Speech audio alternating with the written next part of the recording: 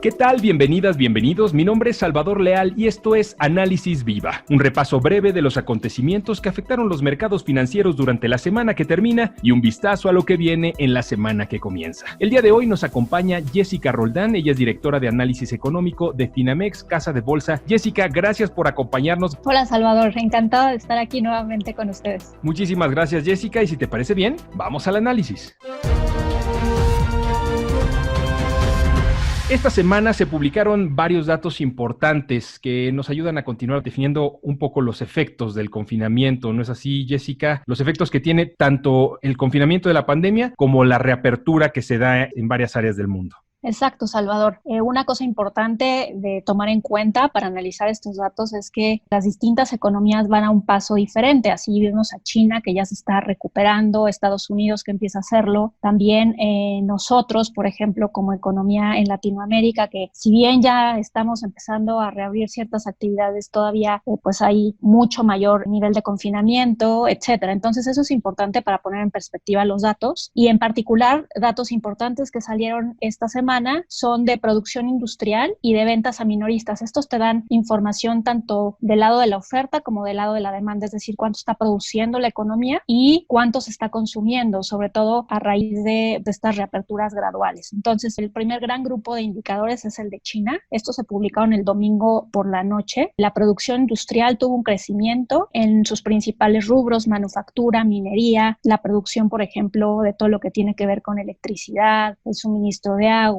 etcétera. Este crecimiento fue de 4.4% en términos anuales, y también por su parte las ventas minoristas tuvieron una contracción. Esta contracción fue de 2.8%, igual año contra año, y lo que nos muestra esto entonces es que ya una parte de la economía se está recuperando, estamos viendo producción, seguramente hacia adelante, conforme otras economías empiecen a reabrir, pues también las exportaciones de China a esos países van a impulsar la producción, pero por el lado del consumo todavía vemos caídas mucho menores evidentemente a lo que habíamos registrado en los meses, por ejemplo, de abril. Estos son datos de mayo los que se están publicando, pero eso sugiere que todavía podría haber preocupación hacia adelante, ¿no? El consumo podría estar siendo detonado por los paquetes de estímulo muy agresivos que envió China, o sea, que estuvo liberando, o también tendremos que estar viendo cómo todo el tema de COVID, los posibles nuevos brotes, algunos cierres que se están volviendo a dar en la economía china de ciertos sectores, sobre todo en la capital, permean en particular en la confianza del consumidor, porque esto también va a determinar mucho que, a pesar de que se abra la economía, pues la gente realmente salga a gastar. Entonces, estos datos que salieron el domingo, prácticamente el mismo grupo de datos salió para Estados Unidos unos días después, y lo que preocupaba era también ver esta misma dinámica, es decir, de ya la actividad, la producción mejorando, pero todavía el consumo flojo, o algo que podría sugerir, en lugar de que los consumidores estén saliendo a gastar, realmente lo que está pasando es que pues están usando los estímulos. Y bueno, para el caso de Estados Unidos, la producción industrial repuntó menos de lo esperado, pero repuntó. Todavía se encuentra en niveles por debajo de lo que había, por ejemplo, en febrero. Vemos como la capacidad utilizada de la economía en su conjunto está todavía al 65%, que es un nivel bajo. Si nosotros viéramos prácticamente toda la capacidad instalada en la economía estadounidense, máquinas, equipo de transporte para producir, solo el 65% de ella está siendo utilizada en este momento, y un impulso importante fue dado por todo el sector de producción de automóviles, que fue de los primeros que se reactivó. Por su parte, las ventas a minoristas estuvieron muy bien, de hecho mucho mejor de lo esperado, probablemente porque los consumidores estadounidenses tenían esto que se le llama demanda pendiente o pent-up demand. Si bien todavía están estos niveles de gasto en esta parte de ventas minoristas por debajo de lo que se había observado previo a la pandemia, pues este de nuevo fue un dato que fue una buena noticia, repuntó, los mercados lo recibieron con gusto, y a pesar de ello, pues continúan las preocupaciones. Recordemos que en este contexto, ¿qué va a pasar hacia adelante? Todavía es muy incierto si va a haber segundas olas de contagios, si va a haber que echar hacia atrás algunas reactivaciones económicas, y de manera importantísima aquí es cómo van a cambiar los patrones de consumo, si la gente va a estar temerosa de salir a gastar o no, y aquí de manera importante pues vamos a ver qué es lo que sucede con la parte del ahorro en la economía, que ha estado aumentando pasando en particular para Estados Unidos recientemente.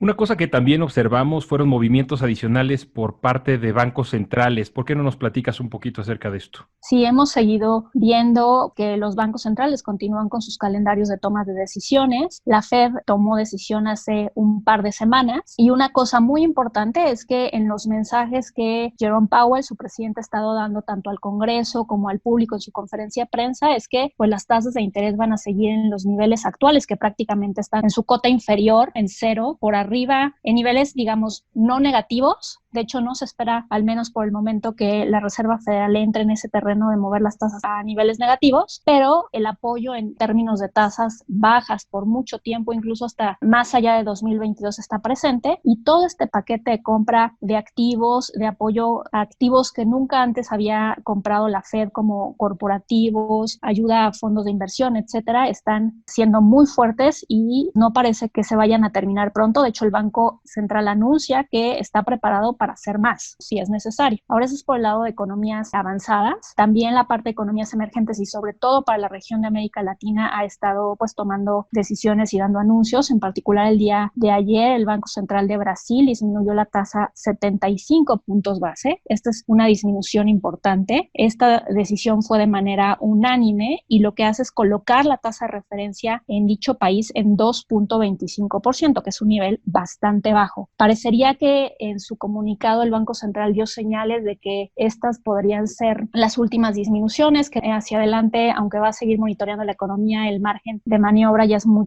reducido y que cualquier ajuste adicional sería residual. De la misma manera, el Banco de Chile, que ya tiene su tasa también en niveles históricamente bajos, está en solo medio punto porcentual, pues anunció que va a seguir haciendo compra de activos. Esto es un terreno, digamos, nuevo para los bancos centrales en economías emergentes. Ya habíamos visto que en la crisis financiera global los bancos de economías avanzadas, sobre todo el Banco Central Europeo, el Banco de Japón, la Fed, habían entrado a apoyar el precio de los activos financieros por este lado de compras, y estamos viendo cómo los bancos centrales en economías emergentes, en particular Chile, están empezando a dar los primeros pasos en ese sentido. Entonces, ¿qué significa esto? Que vamos a seguir viendo posiciones bastante estimulativas por parte de los bancos centrales y evidentemente pone en contexto la decisión que tomará la semana que entra el Banco de México con respecto a su tasa de referencia. Moviéndonos justamente hacia el ámbito local, esta semana vimos una nota sobre la caída en un ranking internacional por parte de nuestro país en cuanto a atracción de inversión extranjera directa. ¿Qué fue lo que pasó aquí, Jess?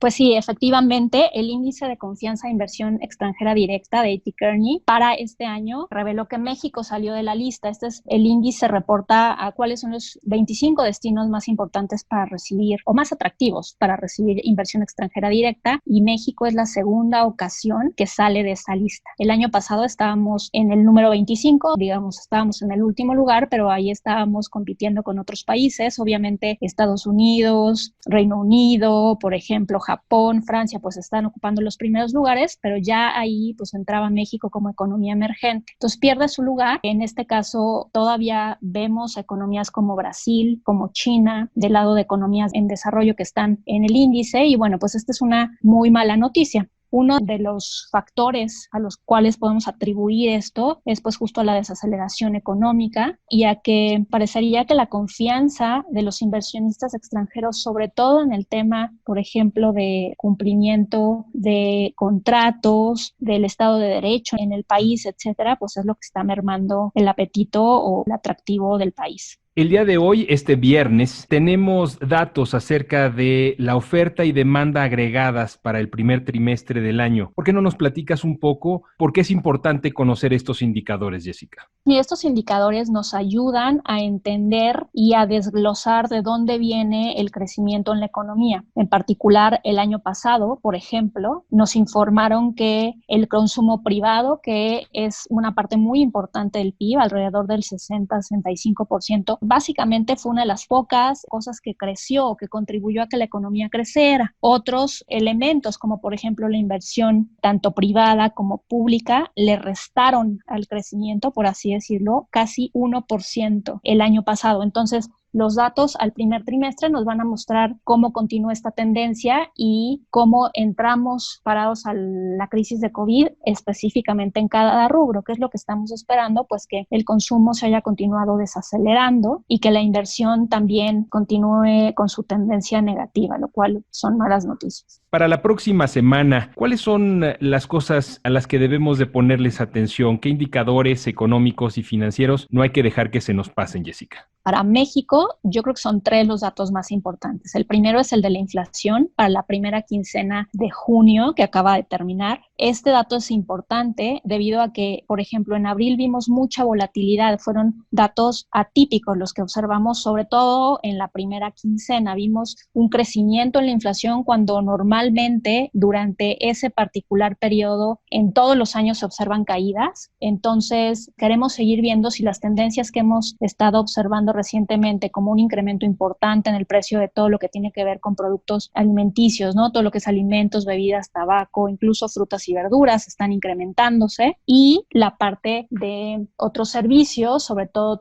lo que tiene que ver con el precio de la ropa, los bienes duraderos, los muebles, etcétera, continúan disminuyendo. Hemos visto claramente que debido al confinamiento ha habido muchas rebajas, digamos, tratando de propiciar que los consumidores compren a través de internet. Entonces, eso también se lo ha reflejado en los datos. Vamos a continuar escuchando cuál es el pulso de los precios en la economía y eso va a ser importante para la decisión de Banco de México, evidentemente. El segundo dato importante justo es la decisión de política monetaria que se va a dar el próximo jueves. La expectativa es que el movimiento sea de 50 puntos base a la baja. Hay bastante consenso en el mercado entre analistas económicos sobre que esta va a ser la dirección y magnitud del movimiento, y aquí lo importante va a ser sobre todo ver el tono que toma la Junta del Gobierno del Banco Central con respecto a qué va a pasar hacia adelante. Habíamos visto a una Junta bastante neutral. La última vez que emitió un juicio, que fue durante el informe trimestral, donde dio a conocer sus pronósticos de crecimiento de inflación para este año y el año que entra, vimos un tono ligeramente más restrictivo, de mayor preocupación. Entonces, esto será importante sobre todo para entender qué va a suceder hacia el futuro.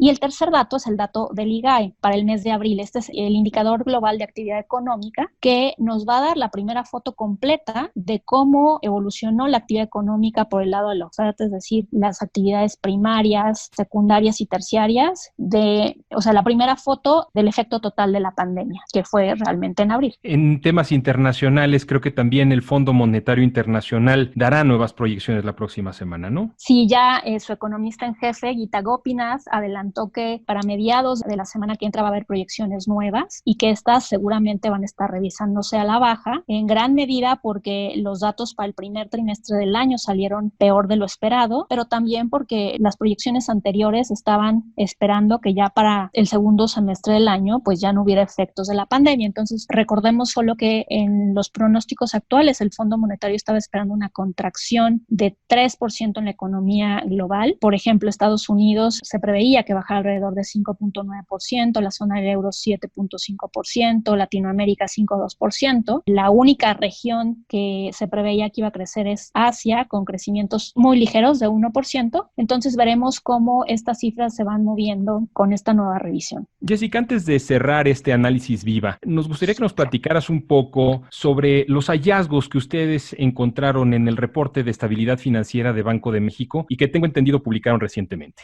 Sí, de hecho, acabamos de liberar una nota para nuestros clientes y justo déjame explicarte un poco cuál es esta naturaleza del reporte de estabilidad financiera y por qué prácticamente es sumamente oportuno que haya salido en estos días. Este reporte es un reporte semestral que hace el Banco de México en el que analiza de manera muy detallada cuáles son las condiciones para el sistema financiero mexicano. Recordemos que el Banco Central tiene como objetivo prioritario mantener niveles de inflación bajos y estables, en particular que la inflación se mantenga alrededor de su meta de 3%, pero también tiene como objetivo en la ley está que tiene que velar por el sano desarrollo del sistema financiero, por el correcto funcionamiento de los sistemas de pagos. Entonces es también con este mandato que hace un análisis muy minucioso de las condiciones macrofinancieras, de cuáles son los riesgos para los distintos participantes del sector financiero, todo a nivel agregado. Por ejemplo, habla de cómo entran en la crisis la posición financiera de las empresas, de los hogares y de manera importante también realiza las llamadas pruebas de estrés. Las pruebas de estrés son simulaciones de escenarios, digamos, bastante pesimistas en los que la actividad económica cae, el tipo de cambio se deprecia y se hacen de manera habitual, pero en este momento es particularmente importante porque nos ayudan a entender que si pusiéramos al sistema bancario en el máximo estrés posible, cuáles serían los resultados y si habría de qué preocuparse,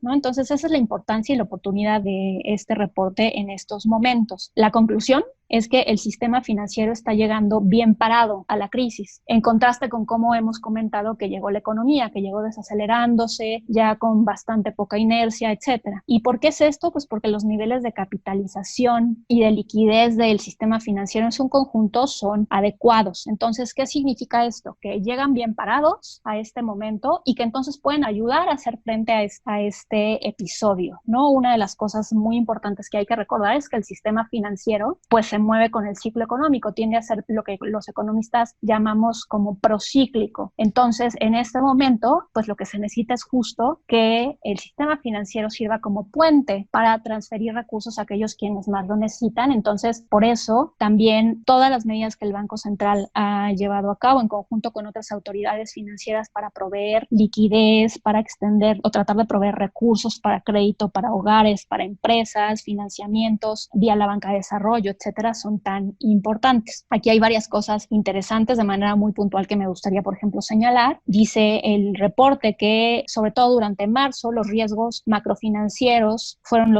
unos de los que más aumentaron para el sistema financiero. También lo que ha dicho, por ejemplo, es que a lo largo de los primeros meses del año, el financiamiento para la economía en su conjunto disminuyó un poco. No obstante, en el último mes lo que vemos es un incremento. ¿Y por qué vemos incrementos? Pues en parte porque las empresas han empezado a hacer uso de las líneas de crédito que tenían preexistentes para tratar de salir a flote durante este episodio de crisis. Otro tema importante, por ejemplo, es que cuando se voltea a ver a los distintos participantes del mercado, por ejemplo, los hogares que piden créditos, las empresas que también piden créditos, se está analizando que los índices de morosidad se han mantenido estables. Por ahí vemos que, por ejemplo, la parte de créditos personales ha tenido un poco de incremento en su morosidad. Esto también es importante porque en la medida en la que la crisis vaya afectando el empleo, pues seguramente podría hacer que ciertos créditos al consumo empiecen a mostrar tasas de no repago un poco más altas. No obstante, el Banco Central dice que pues en general los índices de morosidad han estado en niveles manejables y estables. Por lo que respecta, por ejemplo, también al gobierno federal, una de las preocupaciones más importantes tiene que ver con la relación de las finanzas públicas con Pemex, y en este sentido es que pues los principales riesgos que el instituto ve para el sistema financiero en su conjunto es que pues la actividad global continúe desacelerándose y eso haga que los recursos hacia México se vayan aminorando, digamos, también que haya episodios de volatilidad importante que continúen pues haciendo que los activos financieros en México se vean mal comportados, y pues eso también podría estar afectando las hojas de balance de los distintos jugadores en el mercado. Otro riesgo también es el de que la actividad en México se desacelere más de lo esperado, lo que llevaría a estos índices de morosidad a subir, y por supuesto que haya disminuciones adicionales en las calificaciones tanto para la deuda soberana como de Pemex. Por último, ya para concluir, déjenme un poco hablar de las pruebas de estrés. Las pruebas de estrés son simulaciones en las que se está suponiendo un escenario para la economía, de nuevo una desaceleración importante de la actividad económica a nivel global, en México, qué efectos tiene esto para el tipo de cambio, etcétera, y se meten, digamos, se simula cómo se comportaría el sistema bancario en su conjunto para ver qué riesgos hay. En particular, el Banco Central analiza distintos casos, analiza uno en el que la economía global se contrae, otro en el que eso se suma a una contracción adicional para la economía en México y un episodio de volatilidad. De manera también interesante, por ejemplo, pues se va al pasado y dice, ¿qué pasaría si los choques, por ejemplo, de la crisis del 95 volvieran a estar presentes en la economía en México? O si cuando hubo un episodio de volatilidad con la crisis financiera global también estuviéramos aquí. Entonces, bueno, al final todos estos ejercicios concluyen que a pesar de que los niveles de capitalización y de apalancamiento de la economía del sistema financiero, que son importantes para su correcto funcionamiento, para que estén estables, sólidas, etcétera, disminuirían, todavía se mantendrían en todos los casos, de hecho, por encima de lo que se requiere por ley, de los índices o de los requerimientos regulatorios, aunque pues sí podrían ver que algunas instituciones aisladas tuvieran algunos problemas. Si bien todo el reporte pues es un reporte con buenas noticias en el sentido de que la banca y el sistema financiero en su conjunto están fuertes y sólidos, es importante aclarar que la incertidumbre hacia adelante y sobre todo la duración de pues toda esta crisis no está definida, y entonces en ese sentido es que los riesgos hacia adelante podrían pues incrementarse. Jessica, muchas gracias por este completo análisis y muy interesante el reporte que publican ustedes ahora. Gracias de verdad por acompañarnos el día de hoy en Análisis Viva.